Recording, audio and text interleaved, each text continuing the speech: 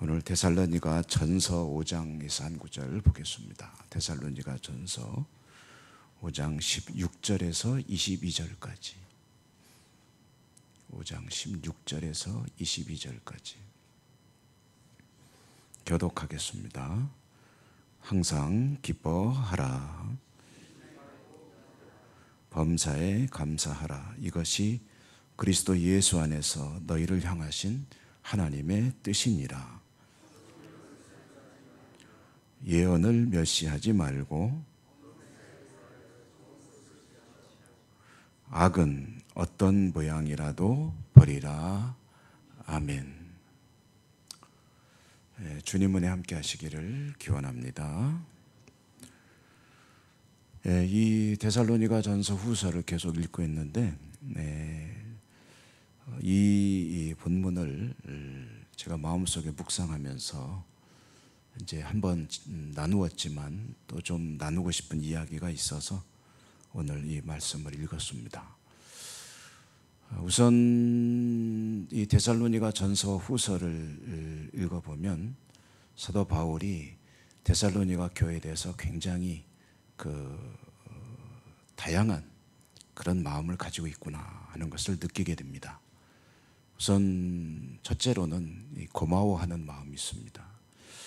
이것은 아마 자녀들을 출산했을 때 자녀가 조금 출산하고 양육하는 과정에서 부모가 충분한 돌봄을 하지 못했을 때 그 자녀에게 가지는 마음, 그것과 좀 비슷할 것 같습니다. 왜냐하면 데살로니가에서는 사도 바울이 마음 먹고 대도시거든요.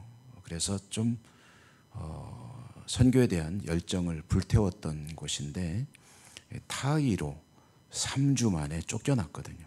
그러니까 3주간의 복음을 전해서 탄생한 교회다 보니까 충분히 양육도 하지 못하고 그랬는데 뜻밖에도 이 데살로니가의 교회는 아주 든든하고 사방에서 칭찬하는 교회로 성장했으니 부모 입장에서 제대로 돌보지 못한 자녀가 정말 잘 성장해 주었다.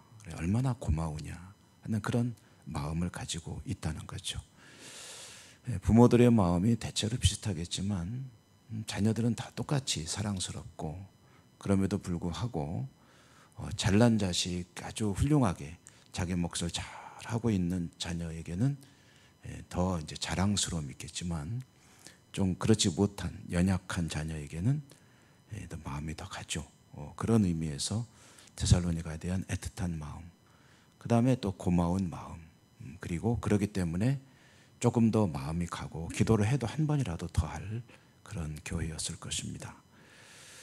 데살로니가 교회가 좋은 소식을 전해주니까 고맙고, 그러나 완벽한 교회란 있을 수 없는 거죠. 몇 가지 문제들을 드러내기 때문에 사도가 이제 권고하는 내용을 이제 그 뒷부분에서 보게 되는데, 그 중에 또 일부를 오늘 우리가 읽었습니다.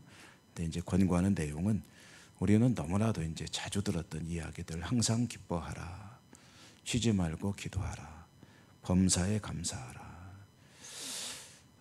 이 권면들은요, 다른 말로 우리가 조금 이해하기 쉽게 또 표현해 본다면 항상 주님과 동행하라 라는 말로 바꿔서 읽어도 됩니다. 항상 기뻐할 수 있는 이유가 뭐냐 하면은 주님이 항상 같이 계심으로. 항상 기도할 수 있는 이유가 뭐냐 하면 주님이 항상 곁에 계시니까.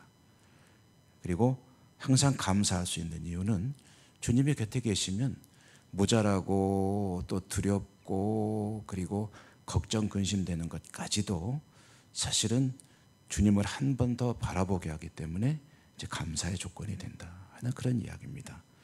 성령을 소멸하지 말며 이 성령을 무시하지 말라는 뜻 아닙니까? 그러면은 이제 주님이 항상 곁에 계시면은 어떻게 주님을 무시할 수 있겠습니까?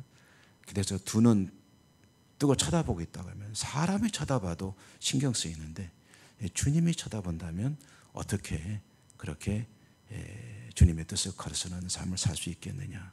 만약에 주님의 뜻을 역행하는 삶을 산다면 그것은 이제 주님을 못 보거나 또는 무시하거나 하는 행동일 것이고, 그게 바로 성령을 소멸한다라는 라는 말씀에 뜻일 것입니다.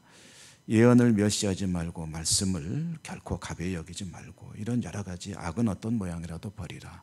죄는 반드시 벗어나야 한다. 저는 그런데 오늘 이 얘기만 조금 더 하고 기도하려고 하는데요. 쉬지 말고 기도하라.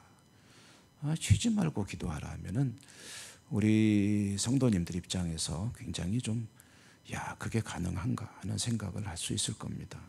어떻게 쉬지 말고 기도하나? 쉬지 말고 기도하는 삶이란 구체적으로 어떤 것일까? 여기에 대해서 이제 성경을 연구하는 이들이나 또는 목회자, 설교자들이나 수많은 해석들을 내놓고 있지만 저는 그 중에 하나, 이 쉬지 말고 기도하라는 이 사도 바울을 통해서 하나님께 주시는 이 명령은 기도의 폭을 넓히라라는 뜻으로 이해하는 것도 굉장히 중요하다는 생각입니다. 여러분, 우리가 여러 가지 기도 제목을 놓고 공동으로 기도하기도 하는데요. 그런데 기도할 때 보면은 저도 그렇습니다. 주로 저의 문제에 집중하는 경우가 많습니다.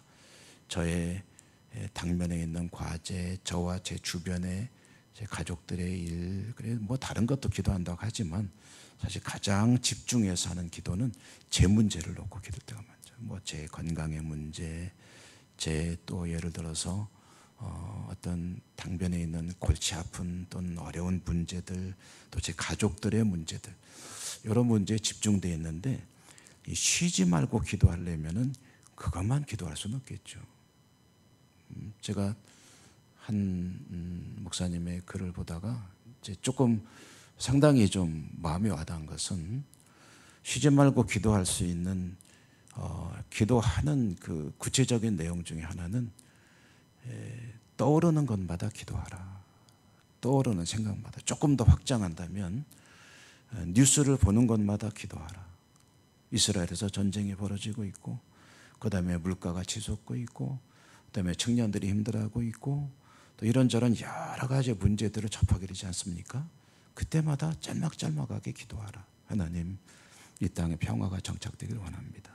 그냥 우리 공동으로 기도할 때만 할 게 아니라 이제 그런 뉴스를 접했을 때 또는 가슴 아픈 소식을 들었을 때 우리 교우 중에 누가 아프시다.